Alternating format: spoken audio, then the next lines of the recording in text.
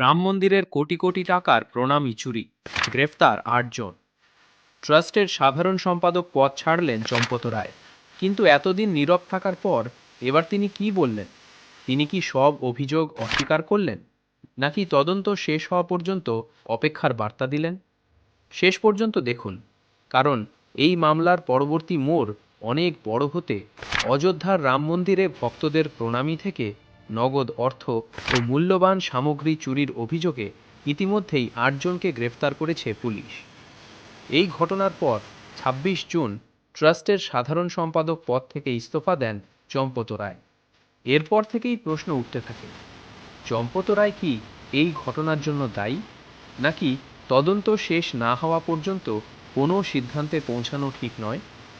কিন্তু সবচেয়ে গুরুত্বপূর্ণ বিষয় হলো, এতদিন সম্পূর্ণ নীরব থাকার পর এবার নিজেই একটি খোলা চিঠি লিখে বড় বার্তা দিলেন চম্পত রায়। চিঠিতে তিনি জানান, ৭ জুন থেকে দানবাক্সের প্রণামী গণনা নিয়ে নানা গুজব ও অভিযোগ ছড়িয়েছে। তার দাবি, অনেকেই ব্যক্তিগত কারণে ভিত্তিহীন অভিযোগ তুলেছেন।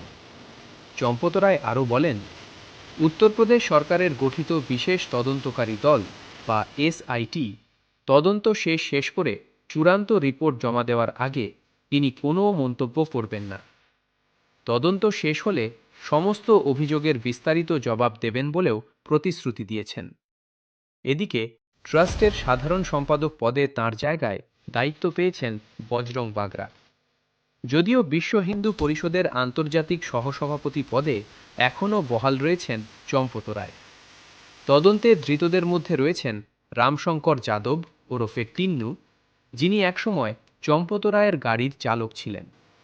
এছাড়া গ্রেফতার হওয়া আর এক অভিযুক্ত মনীষ দানবাক্সের নজরদারির দায়িত্বে ছিলেন বলে অভিযোগ। পুলিশের দাবি, মনীষের বাড়ি থেকে চুরি হওয়া টাকার একটি অংশ উদ্ধার হয়েছে। অন্যদিকে ট্রাস্টের দাবি, মোট ৩,২৬৪ কোটি টাকার প্রণামী এসেছে, যার মধ্যে প্রায় ২,৩৭০ কোটি টাকা মন্দির নির্মাণ ও অন্যান্য উন্নয়নমূলক কাজে ব্যয় করা হয়েছে। এখন সবচেয়ে বড় প্রশ্ন, এসআইটি এর চূড়ান্ত রিপোর্টে কি উঠে আসবে? চম্পত রায়ের বিরুদ্ধে ওঠা অভিযোগ কি প্রমাণিত হবে, নাকি তিনি সম্পূর্ণ নির্দোষ প্রমাণিত হবেন? আপনার মতামত কি? তদন্ত শেষ না হওয়া পর্যন্ত কি অপেক্ষা করা উচিত, নাকি ট্রাস্টের আরও স্বচ্ছতা দেখানো দরকার? কমেন্টে জানান। ভিডিওটি ভালো লাগলে লাইক করুন, শেয়ার করুন এবং এমন নির্ভরযোগ্য খবর পেতে সাবস্ক্রাইব করুন। ধন্যবাদ।